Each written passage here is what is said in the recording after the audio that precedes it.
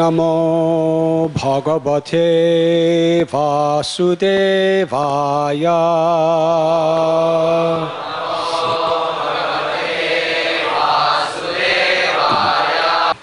Bhaktivinoda Thakur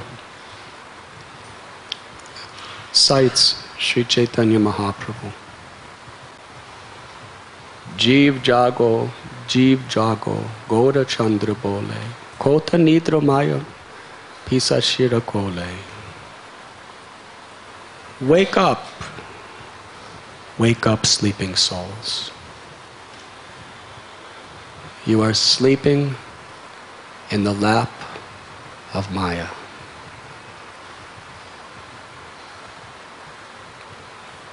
And in that deep sleep, Maya creates an unbelievable, extraordinary dream. Since time immemorial, we have been in that dream, utterly forgetful of who we really are and what real happiness is. Srila Prabhupada explains the living entity is eternally the part and parcel of Krishna. Being part of Krishna, we are Satchit Ananda, eternal, full of knowledge and full of bliss. But our true nature can only be realized when our desires and our actions are in harmony with our nature. Therefore, when Sri Chaitanya Mahaprabhu was teaching Sanatana Goswami, the very beginning of his teachings, the foundation which he built, the whole philosophy of Krishna consciousness, Jivera Swarupoy, Krishnera Nityadas. We are eternally the servants of Krishna. Krishna is Purusha. We are Prakriti. Krishna is the enjoyer, and we are meant to be enjoyed by Krishna. Krishna is the root of all that exists. When we water the root of the tree through our devotion, our desires, our thoughts, our actions, our words, then that happiness that is given to Krishna, Krishna reciprocates and shares with us unlimited happiness. Sri Chaitanya Charitamrita, it is described the nature of the spiritual world. No one has any personal desires for their own well-being. What to speak of pleasure? Their only desire is Krishna's pleasure. That is love, pure love. But Krishna, he reciprocates with the love of his devotee.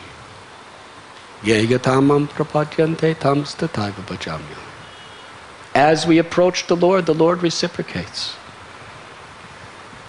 Because we want to give him pleasure through love, Krishna gives us pleasure through his love. We are Jiva, infinitesimal. He is Vibhu, unlimited. His love is unlimited. It is said you take one step toward Krishna, Krishna can take unlimited steps toward you. The little love of the jiva, when it's offered to Krishna, Krishna, who's the supreme source and embodiment of all gratitude, reciprocates by literally drowning us in his unlimited love. And what is the pleasure of tasting Krishna's love?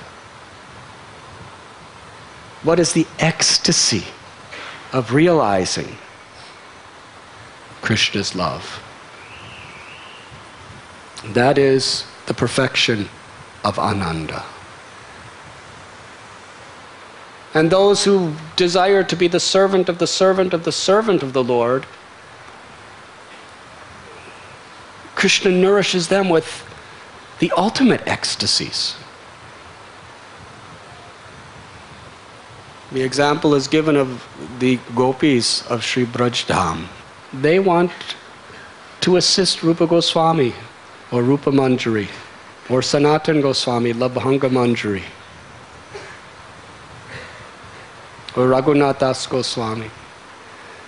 And they are assisting Lalita Vishaka. They are assisting Sri Radharani. Radharani is offering their love to Krishna, her love to Krishna. It is compared to a creeper on a tree. Krishna is like the tree, Sri Radha is like the creeper, and the other gopis are like the flowers on that creeper. They are all being nourished by the love Radha is receiving from Krishna. And they are experiencing the highest happiness. They are more pleased, they are more jubilant to see Radha enjoying with Krishna. They have no desire to enjoy directly, although sometimes Krishna gives them that direct enjoyment out of his own sweet will. This is the happiness of the spiritual world, where happiness is ever increasing. Nothing is stagnant. It's impossible for the material intelligence to really comprehend how unlimited happiness is increasing unlimitedly at every moment for eternity. Is that comprehensible? That is life in the spiritual world. Things are never the same. Although time is conspicuous by its absence, because time does not have the destructive effect it does in this world of creating old age, disease, and death, of taking everything away from us. But in spiritual world, the Yogamaya potency, time is there only to increase the joy and the variegatedness between the Lord and his devotees. So although there aren't moments, still at every moment our ecstasy is increasing. Krishna's Navayovana. He's ever fresh, he's ever young. What does that mean? If you're looking at Krishna, every moment you're looking at him, you're seeing something very new, something very special. His beauty always is increasing to you. Now, how can something that's unlimitedly beautiful, how is someone who is Aishwaryasya, Samagrasya, Viryasya, Yashashashriya, he is possessing all the six opulences in full. He is all beauty in full, but it's ever increasing. In material world, can we understand this logic? Can something completely full increase? That is Krishna. At every moment. So therefore you can never get tired of looking at Krishna. With material vision you could look at deity and say, oh, let me go to another temple and see another deity. But premanjana churita bhakti vilochanena, when our eyes are decorated with the mascara of love, Krishna reciprocates with that love. And in his deity form, at every moment, he's becoming more beautiful for you. in the spiritual world. Everything is ever fresh. Everything is ever new. Nothing is stagnant. Nothing becomes stale. Forever. Who would not want to be in a world like that? That is our home. The process of Krishna consciousness is to show us the way back home, back to Godhead. However, in order for that dynamic love and that unlimited bliss in exchange of love to take place, by Krishna's supreme intelligence, because he is Rasaraj. He is the king, the connoisseur of all ras, Rasa Shekhar. He knows what real love is about. Can any of you create such unlimited, ever-increasing, ecstatic intimacy of love? If you could, you wouldn't be so miserable today. We have seen marriage. Some romance is there at the beginning. But that thin veneer is soon washed away by time. And then it's a matter of responsibility and tolerance. Hare Krishna. And through that responsibility and tolerance, real affection starts to grow.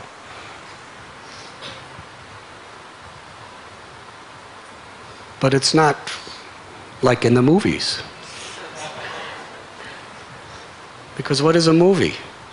It's just a bunch of light rays on the screen, and you're just looking at the screen. And it appears that there's a beautiful man and a beautiful woman, and they're dancing around trees, singing, what is it called, guzzles or whatever? Like that.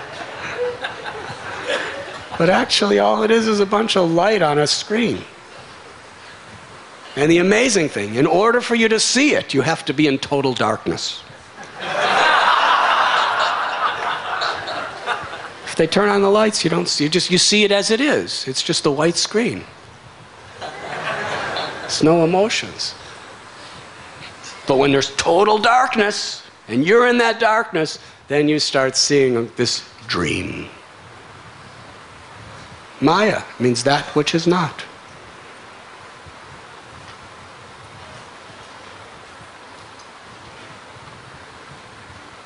When the living entity, who is given free will, wants to enjoy the position of God, wants to be Purusha, the enjoyer, Krishna lovingly facilitates that by creating material existence. The analogy Srila Prabhupada gives is a little baby. It's in the lap of her mother, and is crying, "I want to enjoy the moon." The full moon is in the sky, so far away. And the child's reaching out and crying, weeping, tears to the mother. "Give me the moon. I want to enjoy the moon. Give me the moon." So what does the mother do? She puts a mirror in the hands of the child and the reflection of the moon. And the child is satisfied. Thinks, yes, the moon is in my hands now. In the same way, when we want to be enjoyer, Krishna creates this dream of illusory energy where we begin to think that we're the enjoyer. The dream of I and mine, janasya mohoya mahammameti. The moon is mine. This property is mine.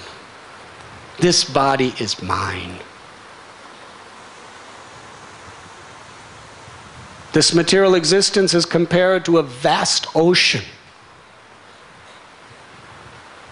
And we are being tossed around by the waves of time. The waves of time. And in that condition, we dream. Under the influence of time, we dream of past, present, and future. And our living conditions are compared to foaming bubbles on the surface of the ocean. The foaming bubbles of our bodily conceptions, our husband, our wife, our children, our home, our so-called important position, prestige, all like foaming bubbles on this ocean of material existence. But all these bubbles are soon, by the waves of time, to burst into oblivion. That is the dream of material existence. And why? Why we remain in this dream? For one reason alone. Because of our attachment to the dream. Our attachment to continually try to enjoy material existence. Srila Prabhupada often gives an analogy of a man who is having a dream. In the dream, his head is getting cut off. And he sees his head laying on the ground. It's very ghastly. Have you ever had such a dream? Someday you may, especially after this class. So you're dreaming, and your head is severed by a sword. It's horrible. And then you're looking down and seeing your head all bloody laying on the floor. Is there any reality to this? It really doesn't make sense. Because your eyes are in your head. If your head's laying on the floor, how can you see your head laying on the floor? But still, you're so disturbed. You're in so much anxiety and misery because that's what you're seeing. Because you're in a dream. All the pleasures and pains of this world are just phenomena within a dream. Srila Prabhupada explains the calamities are like dreaming that you're being attacked and eaten by a tiger. Which is very pertinent to the world news today. In one zoo in America, a tiger escaped, injured and killed people in a zoo. Now, that person being killed by the tiger, the newspapers don't explain it this way, but it's a dream. It's a daydream. And night dreams, sometimes we think we're being eaten by a tiger. That is compared to the calamities of this world. And in other times, we dream, Prabhupada says, that we're sitting on a golden chariot. We're wearing a crown and beautiful decorated silk and bejeweled robes. We are the king. And other times, we dream that we're flying in the sky and we could go anywhere and we could do anything. We just jump and we just soar through the air, and so fun. No more Dadar station trains. No more Bombay traffic jams and pollution. You want to go to Bhaktivedanta Hospital from Radha Gopinath Temple, you just get on the roof and jump. And so nice. Have any of you ever had a dream like that?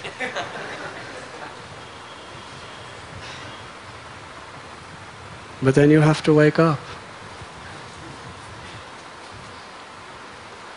So the dualities of this material world can only exist as long as we are in this dream, under the influence of Maya. Maya means that which is not. Now, according to Vaishnava philosophy, material existence exists. It is real. It is the energy of the Lord. Actually, material nature is eternal. But all manifestations within material nature are temporary. They are always in a state of transformation. The cosmic manifestation in which unlimited universes are existing is created within the Mahatattva of the Lord. Therein the Lord has injected all the 25 elements of material existence. Earth, water, fire, air, ether, mind, intelligence, and ego. The working senses, the knowledge-acquiring senses, the mind, the intelligence, the ego. All of these things are existing within material existence. And then the Lord creates the three modes, goodness, passion, and ignorance. And then He glances within it. When He glances within it, He puts unlimited living entities who are meant to enjoy and suffer their karma. And then the Lord enters into material existence in the form of time. The time activates the modes of material nature and then creates so many combinations. 8,400,000 species of life. And then the goodness, passion, and ignorance affects everyone in so many different ways.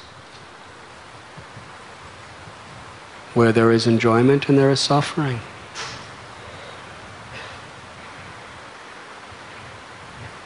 And we are all in that dream state. The Lord declares it is all a dream, that which is not. Yes, material existence exists. This body exists. The dream is that the soul identifies with the body. The soul identifies with being the enjoyer and sufferer of this world. And therefore success and failure, honor, dishonor, happiness, distress, pleasure, pain, to gain, to lose, to be born, to die, has nothing to do with the soul. The soul is Atmarama. It is self-sufficient, eternal. It is of a spiritual essence. But when the soul misconceives that I am this body and I am and everything in relation to this body is mine, that is a dream. It can only exist when we are under this spell of Maya. And in this dream we make so many plans. Plan makers. Plans of how to enjoy. Plans of how to stay healthy. Plans of how to somehow or other avoid suffering. Unlimited plans the human mind creates.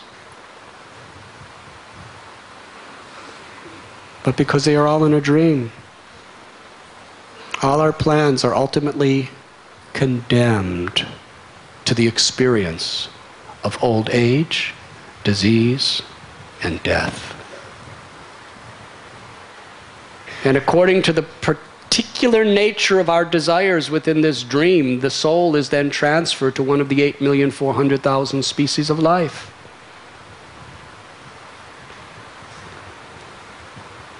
But Krishna tells in Bhagavad Gita, Yanisha sarvabhutanam tasyam jagrati samyami. Yasyam jagrati samyami sanisha pashyato mani. That what is day for a enlightened being is night for the conditioned soul. And what is day for the conditioned soul is night for the self-realized.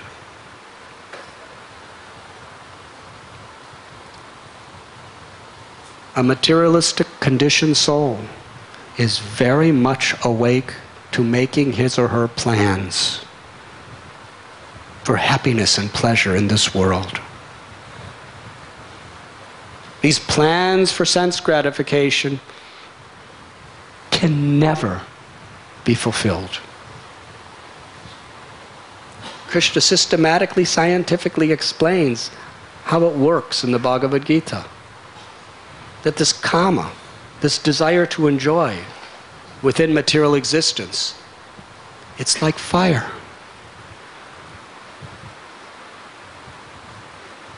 The fire is crying out, give me fuel. And it's burning in our hearts. And we give it fuel.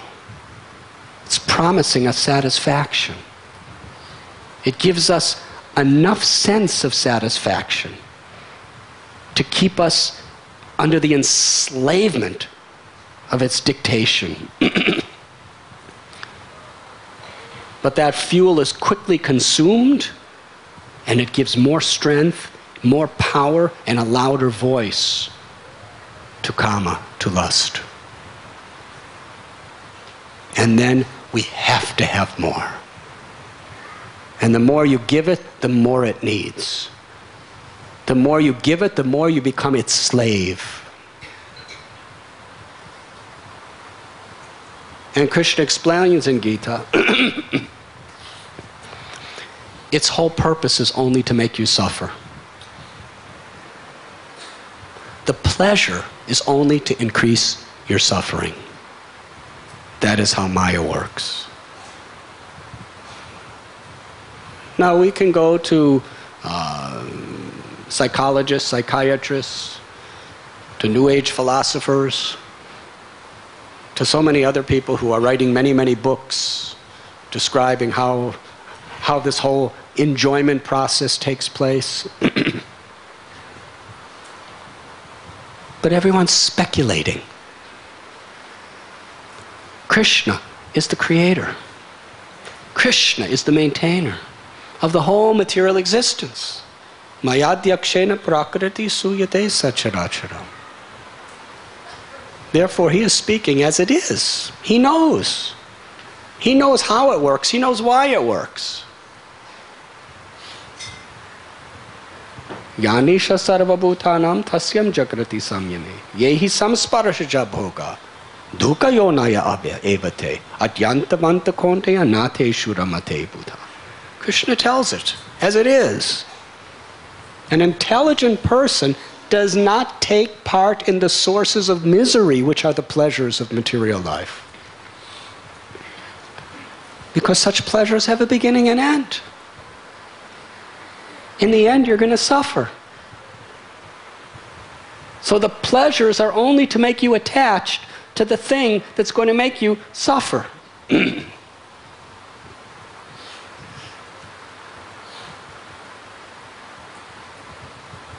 Srila Prabhupada says, what is that, cyanide or some poison? Sodium cyanide or something like that. He says, according to scientists, they say it has no taste.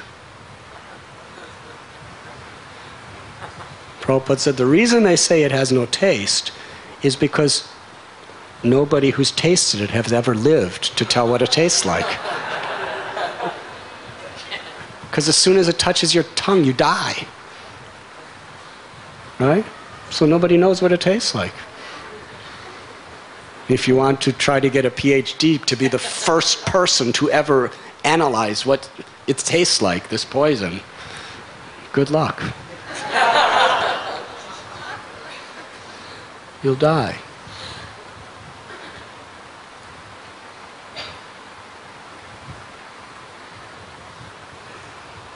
So, material existence is like that. There's the promise of pleasure. But that promise is only meant to infatuate you more and more and more. If someone puts poison in food, slow-acting poison, if someone puts poison in food, and you know the poison's in the food, but you like the taste so much, you just cannot stop eating it. More or less, people do that all the time. Yes? Somebody has diabetes. They know, if I eat this sweet, I'm going to suffer. I'm really going to suffer. I may even die. But Gaur Gadadhar made it. It's the Mahaprasad of Radha Gopinath. It looks so nice. And look at all these amazing designs he drew on it. Let me just try just a little. I know I shouldn't do it. I know it's not good for me. I know I'm going to suffer. But let me just try a little, just... And then... We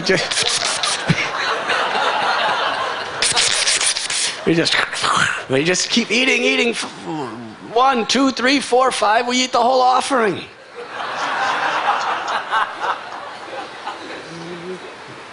And we just get so much in the passion of enjoying it. And the whole while we're not really enjoying, because internally we know this is bad, I'm going to suffer. The intelligence is saying no.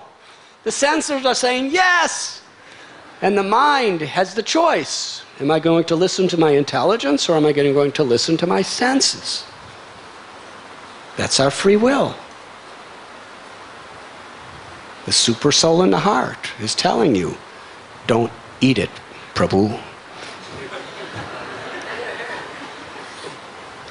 You're going to have to suffer. You may have to suffer for weeks, months. You may die. Don't do it. It's not worth it. What's it worth? How long is this pleasure going to last? As soon as it appears, it's gone. Isn't that the way sense gratification is?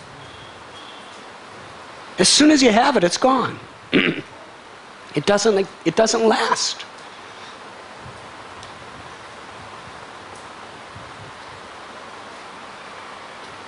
Shreyas and prayas. So the mind is at the crossroads. The senses are saying, eat it. And the intelligence is saying, don't eat it. And when the mind surrenders to the senses, then the intelligence follows it. And then the intelligence becomes all perverted. Falls under the dictation of the mind and the senses. Goes away from our well-being, away from the Word of God. And then the intelligence starts campaigning for the mind. Yes? Campaigning for the senses.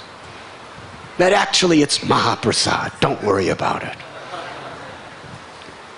And anyways, why should I trust all these doctors? They're all quacks. And anyways, it tastes so good.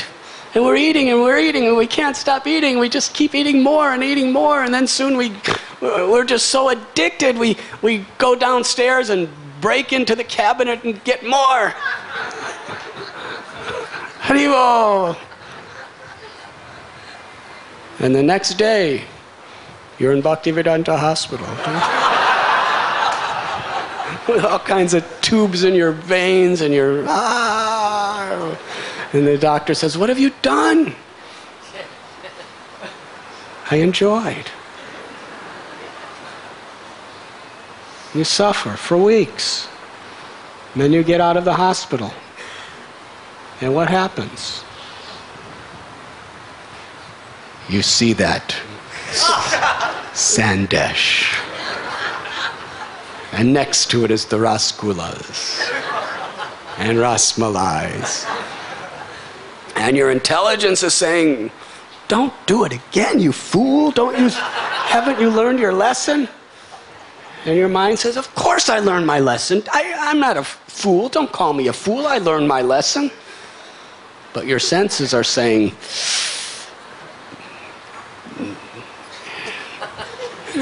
whatever happened last time was just,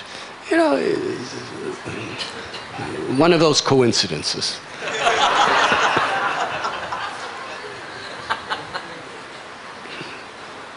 Because by that time, the flame is burning so, because you've given so much fuel, that flame of desire for sense enjoyment is just blazing, because you fed it. And the voice of the senses is louder than ever and more convincing than ever. You become a slave. And then you're intelligent, your mind takes the side of the senses, and your intelligence starts to rationalize. Or sometimes your intelligence can't figure out any proper rationalization, so it just shuts off. Okay, mind and senses, I'm all yours. And then you just eat, and you eat, and you eat, and you eat, and you eat. And you keep eating. And then, same thing.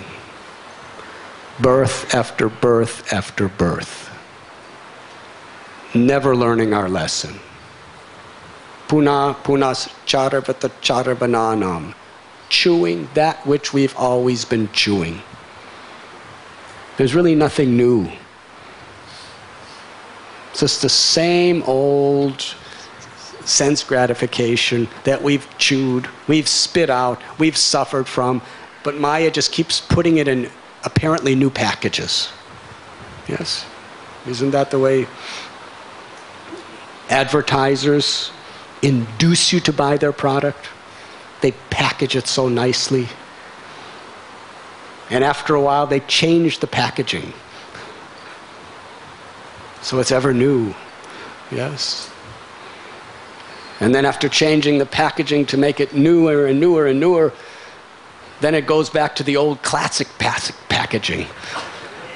So, just like I used to enjoy. How I remember those good old days.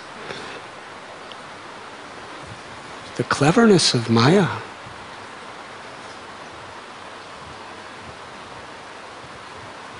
So a devotee is asleep to that whole dream, but is always awake. Awake to reality. That I am the eternal servant of Krishna. Let me remember Krishna. Let me engage my senses, my mind in the service of Krishna. Let me be enlightened. But the materialistic person is asleep to such enlightenment and immersed in this endless dream. Srila Prabhupada here quotes, Sarvopadi vinirmuktam tatparatvena nirmalam harishikena rishikesha sevanam bhaktaruchyate. That these misconceived, illusory designations that we are plagued with. I am this body. I'm a human. I'm a man. I'm a woman. I'm black. I'm white. I'm red. I'm yellow. I'm bronze.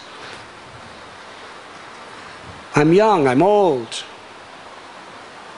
I'm a Brahmin or Kshatriya, Vaishya, Shudra, or something from another country. Whatever we may be thinking. They are all temporary designations.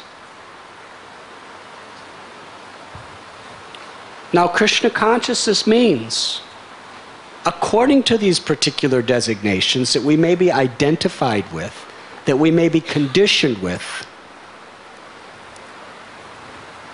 We're all eternal servants of Krishna.